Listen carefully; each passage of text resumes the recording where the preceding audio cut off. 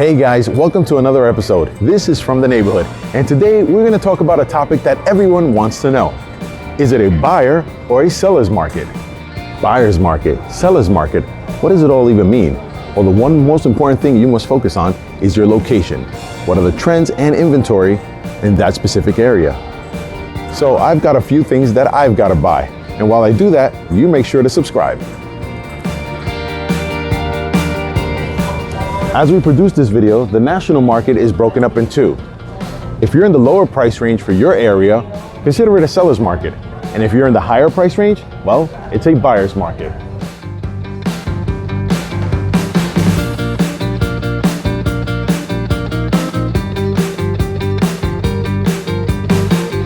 In a buyer's market, there are more homes available than there are buyers who are able to purchase it.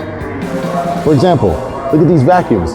I can get almost any one I want, and there's no one competing against me, so the options are almost limitless. And a seller's market is the opposite.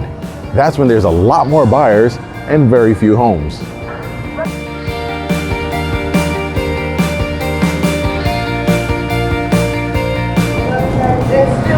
Number 99.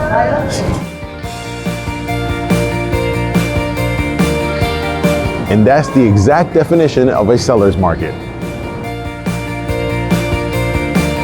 So now you know what is a buyer or a seller's market, and you've gotten a little bit of information of what's happening nationally. Make sure to stay tuned, and I'll be seeing you back in the neighborhood.